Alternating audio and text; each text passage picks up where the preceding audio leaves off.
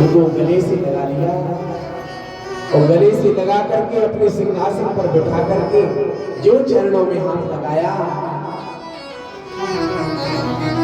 देखा कि कंकड़ गड़े हैं, पत्थर चुभे हैं।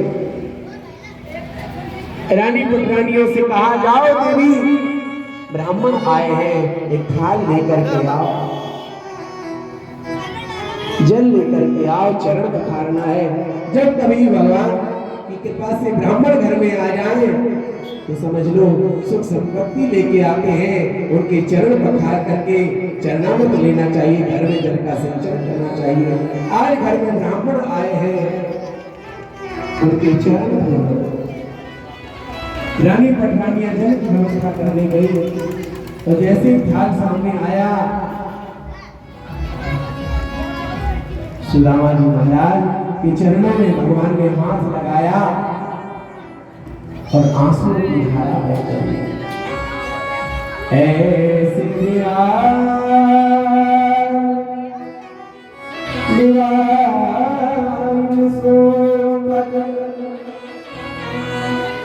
कंटक जान लगे बुन जोए, ऐसे बिहार सो पग कंटक जान लगे बुन जोए। आए महा दुख पायो सखा, तुम आए तेरे को हारी बात के पायो सखा,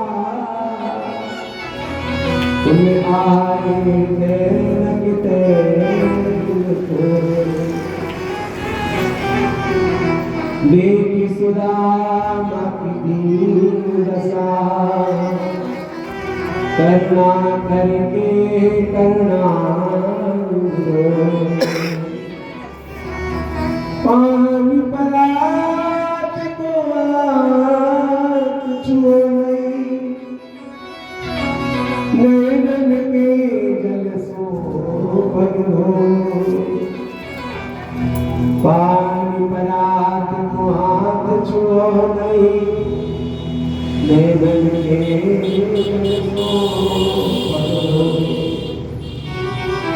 मित्र सुदामा, आप कहाँ रहे इतने दिनों तक? आपको मेरी याद ना आई? क्या हाल बना रखा है आपने? आपके चरणों से रक्त बह रहा है, कंकड़ पत्थर चुभे।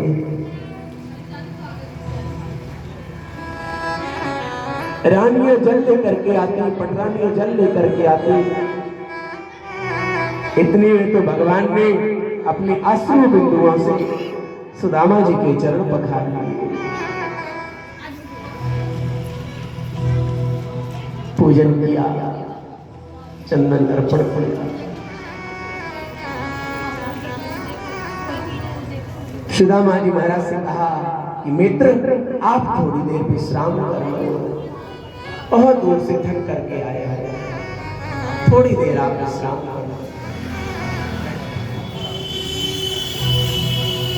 भगवान विश्राम करने लगे। श्री सुदामा जी महाराज और भगवान सुदामा जी के चरण दबा रहे हैं और रुक्मिणी महारानी उनको अपने हाथों से पंखा झल रहे। देवी देवता पुष्पों की वर्षा कर रहे हैं। धन्य है भक्त और धन्य है भगवान। भगवान अपने भक्त के चरण दबा रहे हैं, भक्त विश्राम कर रहा है और साक्षात लक्ष्मी जिसको पंखा झल रही है। आज देवी देवता पुष्पों की वर्षा कर रहे हैं। धन्य है प्रभु प्रभु का। सुदामा जी महाराज के एक एक रोम से भगवान का नाम निकल रहा है। श्री कृष्ण श्री कृष्ण श्री कृष्ण। आज श्री कृष्ण नाम को सुन करके सभी भक्ति में शराब हो गए।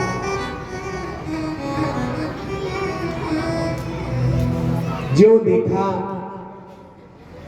भगवान ने कि सुदामा जी अब विश्राम से अब बैठ गए हैं, तो भगवान ने सुदामा जी से कहा, मित्र आप कुछ न कुछ मेरे लिए लेके आए होंगे, भाभी ने खाली हाथ में भेजा होगा, आप जरूर मेरे लिए कुछ न कुछ लेके आए होंगे। आप जो भी मेरे लिए लेके आए हो आप मुझे प्रदान करें। हम भी चाहते हैं मेरा मित्र मेरे लिए क्या लेकर के आया है। सुदामा जी महाराज वो चावल की पोटली को संभालने लगे तो भगवान ने कहा, सुदामा जी सखा, आज भी आपकी वो आदत गई नहीं। और भगवान कहने लगे, मित्र आज भी तुम पोटली छुपा रहे हो और पहले भी तुमने हमसे कुछ छुपाया था। पहले तुमने हमसे चने छुपाए थे और आज भी तुम हमसे कुछ छुपा रहे हो। अभी आज सबने कथा सुनी होगी, भगवान गुरुकुल में गए और जैसे ही भगवान गुरुकुल में जाने लगे तो उसी समय दुर्वासा मुनि पहुंच गए गुरुकुल में। दुर्वासा मुनि ने भगवान की गुरु माता से कहा, देवी हमें बहुत जोर की भूख लग रही है, हमें कुछ पाने के लिए दीजिए। दुर्वासा जी ने कहा, ये सामने चावल, ये जो चने की पोटली रखी है देवी हमें यही दे दीजिए, हम चने पा करके भूख मिटा लें। गुरु माता ने कहा, हे महर्षि, हे संत महात्मा, हे दुर्वासा भगवान, ये पोटली आप मत मांगिए, क्योंकि ये पोटली मैंने अपने बेटा सुदामा और अपने कृष्ण के लिए रखी है। आप कृपा करके थोड़ी देर में ठहर जाइए, हम मेवा मिष्ठान पकवान आपके लिए तैयार करेंगे, आपके लिए हम तैयार करेंगे, थोड़ी देर आप ठहर जाओ। दुर्वासा मुनि ने श्राप दे दिया, जाओ मैं श्राप देता हूं, जो इन चने की पोटली को पाएगा वो जीवन भर दरिद्र हो जाएगा, जीवन भर के लिए दरिद्र हो जाएगा। भगवान और सुदामा जी को यह बात पता थी। दोनों मित्र यही देख रहे थे कि कौन पहले इस पोटली को पता है, क्योंकि ये चने श्रापित चने हैं, ये चनों में श्राप लगा हुआ है, तो मौका देख करके वो पा लिया जाएगा। सुदामा जी भी अपनी बात देख रहे हैं, भगवान भी अपनी राह में आ रहे हैं, लेकिन जैसे ही भगवान थोड़ी देर के लिए इधर उधर हुए, सुदामा जी ने पोटली खोली और सारे चने पा गए। भगवान दौड़ करके आए, मित्र तूने क्या कर दिया? अरे श्रापित चने थे, तुझे भी पता था, मुझे भी पता था, तूने क्यों ये संकट अपने सिर पर ले लिया? यदि संकट मिलता, जीवन की दरिद्रता मिलती, तो हम दोनों मित्र साथ में बांटते।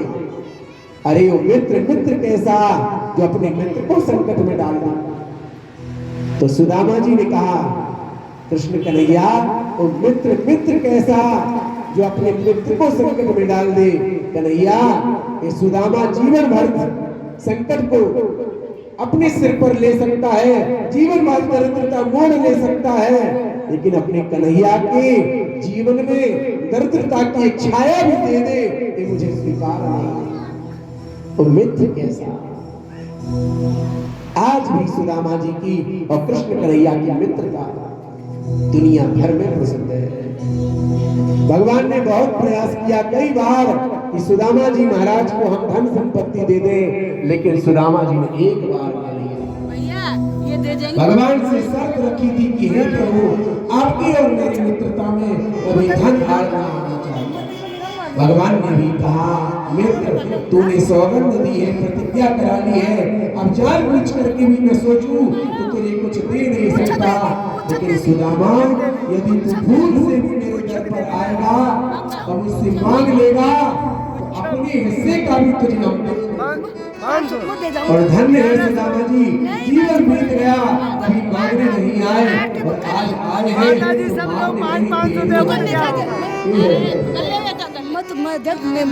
भगवान ने कहा, सुदामा जी तुम पोटली छुपा रहे हो ना, और सुदामा जी की आंखों से आंसू आ गए। अरे सूखे तंडुल हैं, ये सूखे चावल हैं, हमारा कन्हैया कैसे पाएगा? इनको तो मना करके 56 भोग मेवा मिष्ठान पकवान पवाए जाते हैं, ये सूखे तंडुल मेरा कन्हैया कैसे पाएगा? और भगवान ने पोटली को लिया, भगवान पोटली को खोल करके और प्रेम से भगवान उस पोटली के चावल को पाने लगे। सुदामा जी देख रहे हैं, बड़ा कष्ट हो रहा है, और भगवान मुस्कुराते हुए चावल की मुट्ठी में, चावल की पोटली में हाथ लगाए और मुट्ठी भर भगवान अपने मुंह में पा लिए। है भगवान प्रभु की प्रभुता है। एक मुट्ठी जैसे ही पाया, दूसरी मुट्ठी पाने को थे तो रुक्मिणी महारानी ने हाथ पकड़ लिया। अरे श्याम सुंदर, आप अपने मित्र को सब दे दोगे तो हमारे लिए कुछ नहीं छोड़ोगे क्या? सब दान कर दोगे? रुक्मिणी महारानी ने भाव दिया कि हे श्याम सुंदर, अरे आपने तो एक मुट्ठी पा लिया है, हम भी आपकी रानी पटरानियां हैं। अरे संत का प्रसाद है, ब्राह्मण का प्रसाद है, एक एक दाना हम सबको भी मिल जाए। हाथ पकड़ो। भगवान ने एक मुट्ठी के बदले में एक लोक की संपत्ति दान कर दी। देखो आप, ये है दान की महिमा। और सच बात है, भगवान का एक लोक भी उसकी तुलना नहीं कर सकता एक मुट्ठी के चावल की। क्यों? सुदामा जी के पास में वही पूरी संपत्ति है। ना घर में कुछ संपत्ति थी और ना यहाँ पर और कुछ संपत्ति है। जो 4 मुट्ठी चावल है, यही सब संपत्ति है। और भगवान ने कहा, हम तो त्रिभुवनपति हैं, तो एक मुट्ठी के चावल के बदले अगर हम एक लोक की भी संपत्ति दे दें तब भी बराबर नहीं हो सकता। धन्य हो भगवान। प्रेम से बोलिए वृंदावन बिहारी लाल जय हो।